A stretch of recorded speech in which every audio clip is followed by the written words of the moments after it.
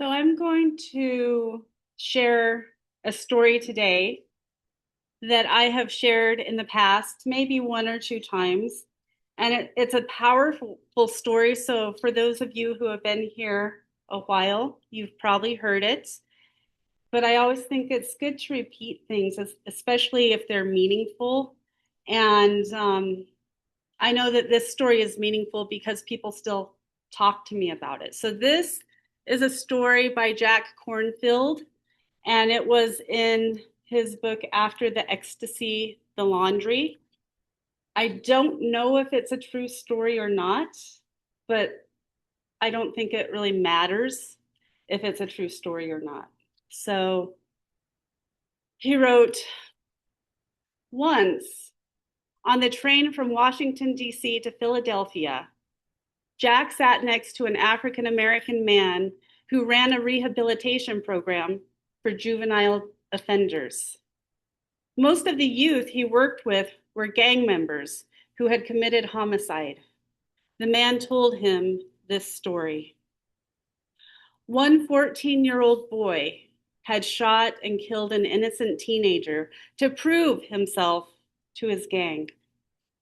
At the trial, the victim's mother sat impassively silent until the end, when the youth was convicted of the killing. After the verdict was announced, she stood up slowly and looked directly at him and stated, "I'm going to kill you." Then the youth was taken away to serve several years in the juvenile facility. After the first half year, the mother of the slain child went to visit his killer. He had been living on the streets before the killing, and she was the only visitor he'd had.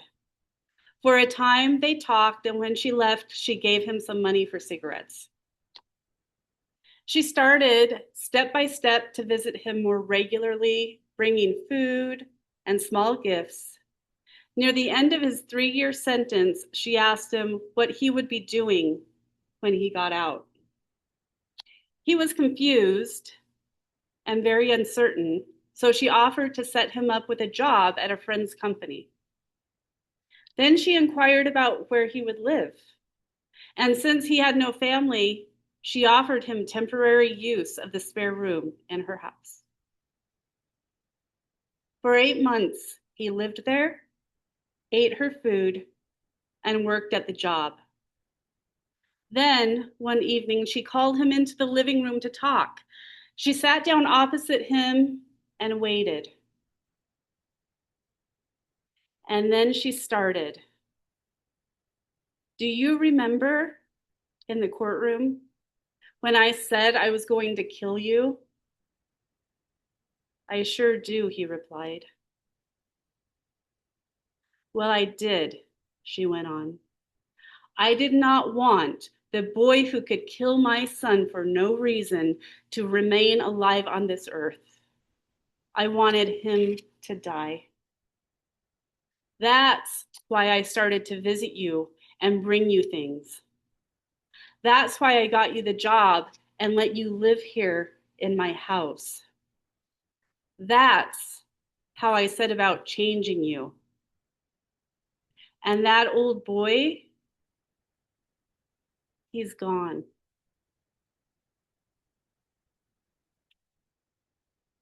So now I want to ask you, since my son is gone and that killer is gone, if you'll stay here, I've got room, and I'd like to adopt you if you let me. And she became the mother of her son's killer, the mother he never had.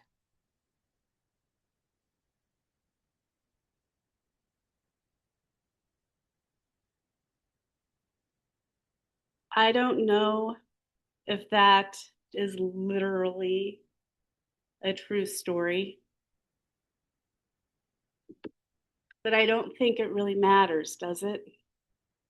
This is a story about transformation, about how we may perceive something one way, but we can change and we can become something totally different. And I talked a little bit about that last week when I talked about the goop that happens when a caterpillar is in that process of becoming a butterfly.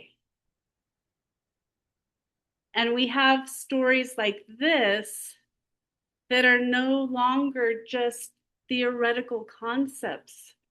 People can change.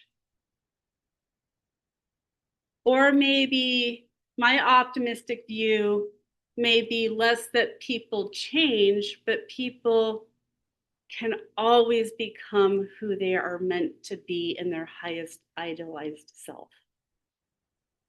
I never want to give up on the idea that there's this little spark of perfection in every one of us, and it gets covered with life and with fear and with anger and with pain until we sometimes can't even see that spark anymore. But that spark is always there. And what happened in this story is this mother recognized that spark in this young man. And because she could see something in him that he couldn't and maybe had never even seen in himself, it allowed him to think maybe, just maybe, I might be worth something.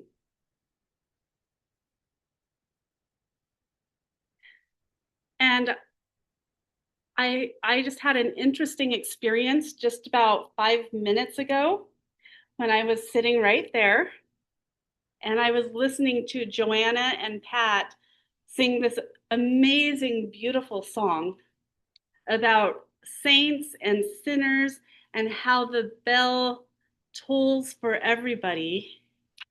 And right out that window behind us are some people that probably are more comfortable outside of these four walls than they are inside of these four walls. And I was just thinking about that beautiful juxtaposition of what is going on in our own lives that some of us think, I belong in here. I can confidently and calmly and happily and joyfully walk into these walls, into this building, and know that I belong.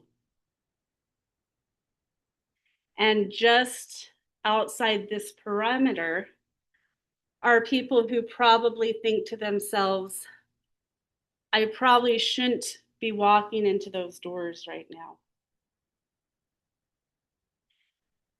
And that's okay, because you know what?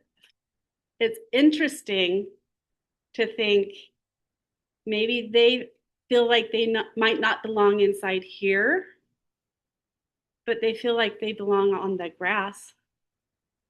And this morning, when I drove up, there were a lot of people that felt like they maybe belonged in our parking lot.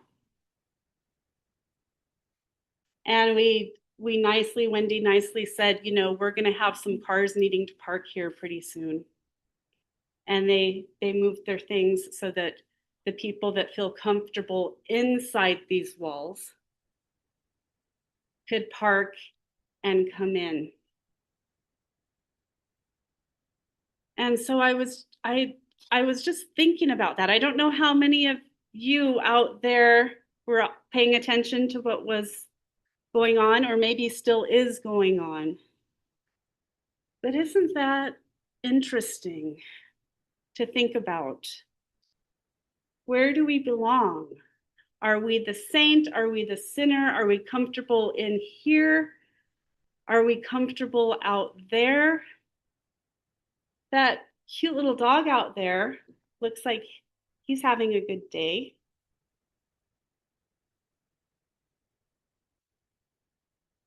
And so, what we've been talking about throughout the course of studying the Bhagavad Gita and then studying the 7 Hermetic Principles and the Kabbalion, we talk about this continuum that life, as much as some people may want to make life into black or white or left or right or saint or sinner, what we're learning, and science spells this out too, is that most of life is a continuum. And you may have what seems to be an extreme over here. You may have another extreme over here. But for the most part, most of us are moving back and forth on whatever polarity we're on, whether it's gender dynamics, male versus female, whether it's saint versus sinner, whatever that means, whether it's righteous mother versus young killer.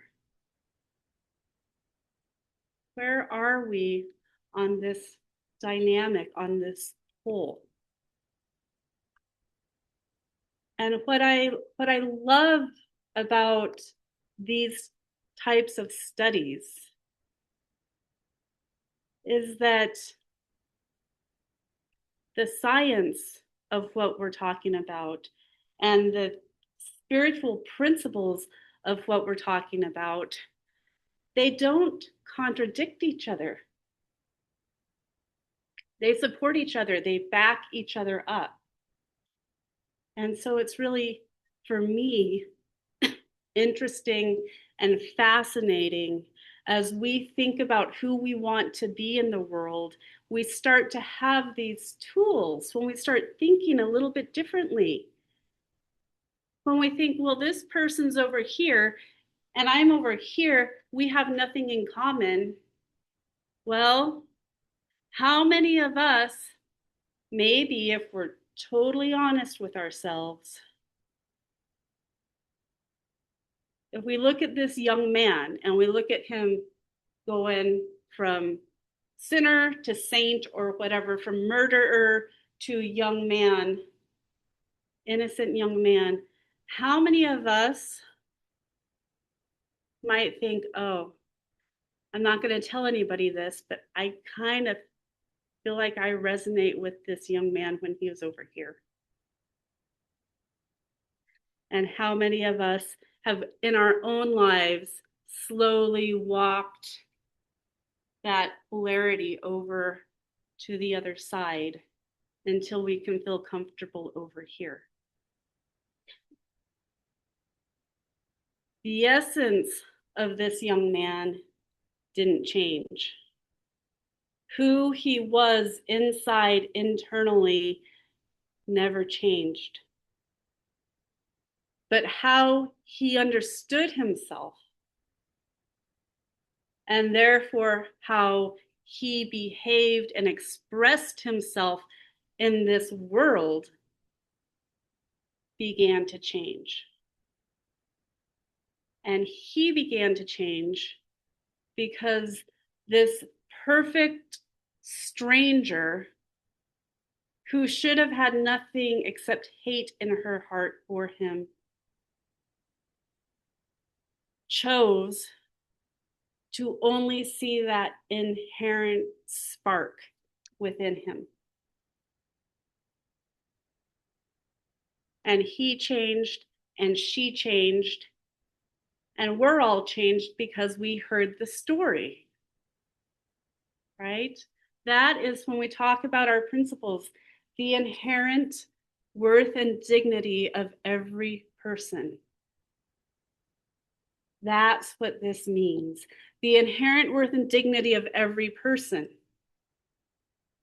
Whether you feel like you belong in these walls, whether you feel like you belong along the side on the grass, whether you feel like you belong in the parking lot, or whether you feel like you belong someplace else entirely.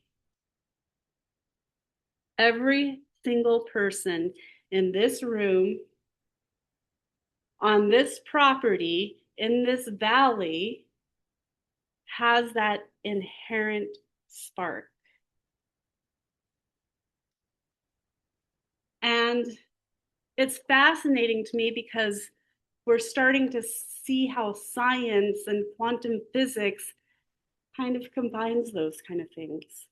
And so I've shared before, and what we talked about with our Kabbalion group, there's a man named David Hawkins, and he has a book called Power versus Force.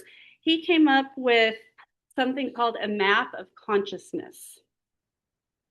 And what he did was he, with his scientific tools, and it explains it all in his book, so I'm not going to get into the science, but he was able to calibrate the actual vibrations of different emotions. And then he came up with this kind of this map of consciousness that it's not a value. It's not that some are better or worse. It's literally that different emotions vibrate literally at different levels. And so at the lowest, you have the emotion of shame, and that vibrates at a level of 20. And then the shame moves up to guilt, which vibrates at 30. And then guilt turns into apathy. Apathy turns into grief. Grief turns into fear. Fear turns into desire. Desire turns into anger. Anger goes up to pride, and then courage, and then neutrality. And then you get into these higher frequencies: willingness, acceptance, reason, love, joy, peace, and enlightenment.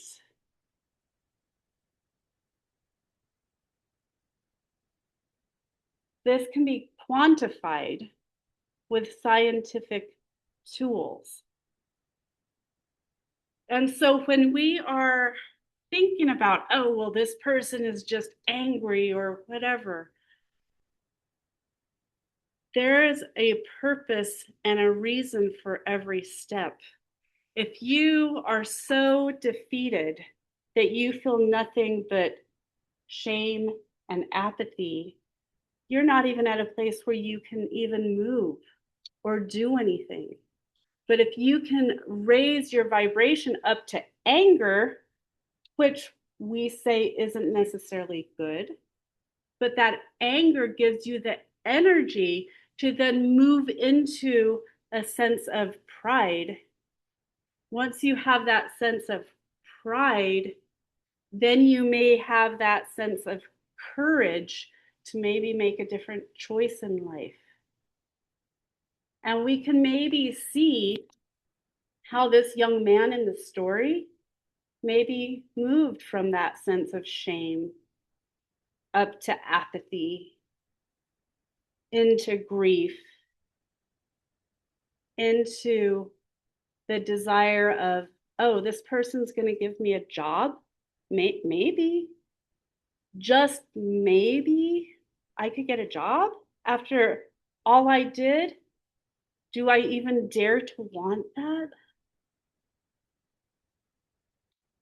And then the anger of, what was my life like? How did this happen to me? How did I become the person that I became that could kill somebody? There might have been some anger there, but with that anger, then maybe I could be different. That sense of pride. Maybe I can become something.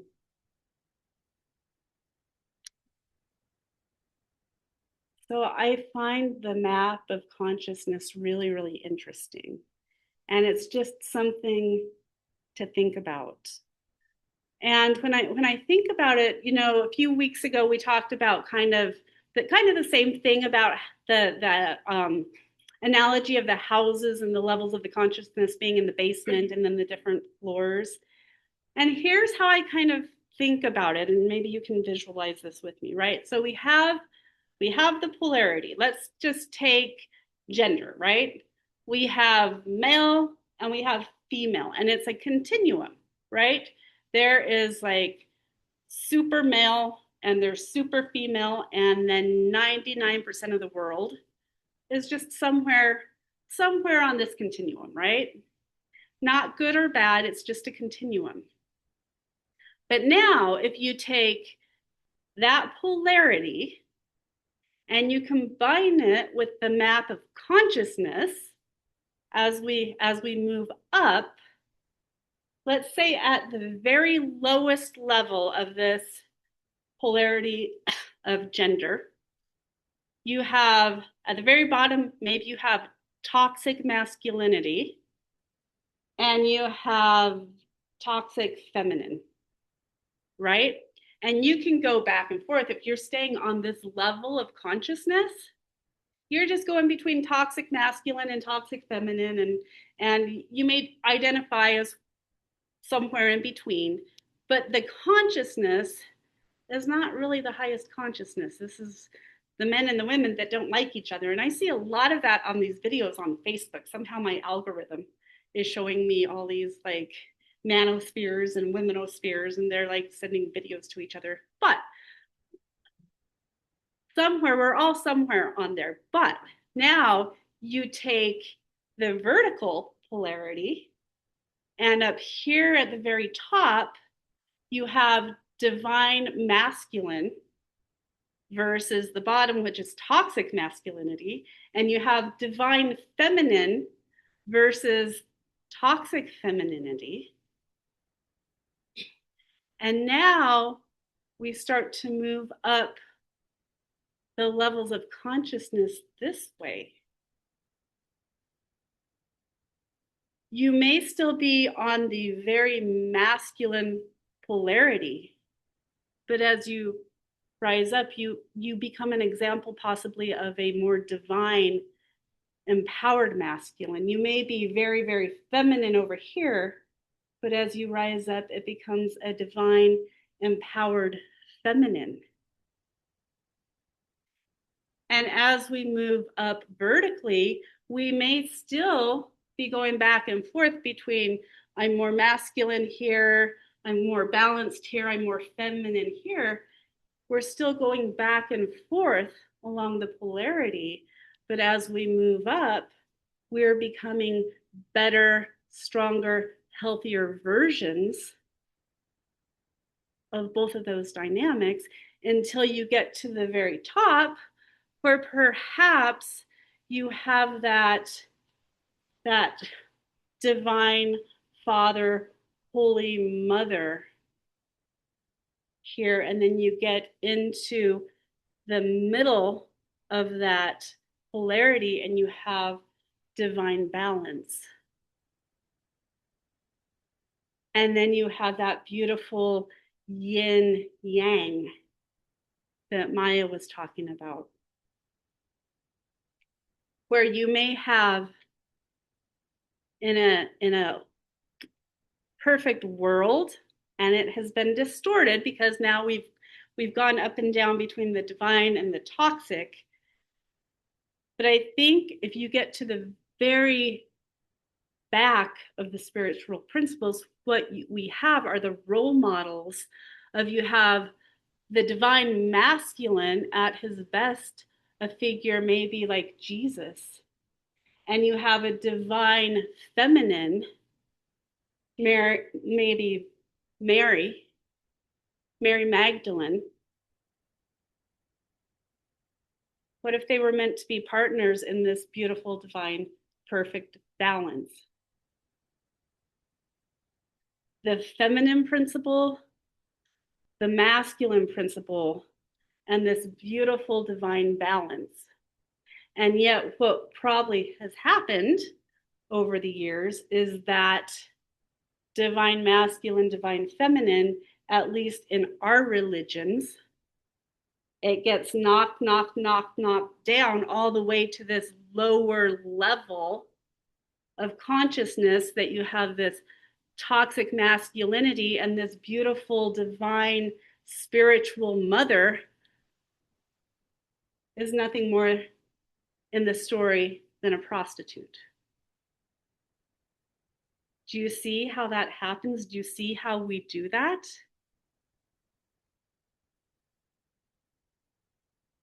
It's not that we can't have this beautiful polarity. It's that we have to pay attention to what level of consciousness we are at when we're working on whatever polarity we're looking at.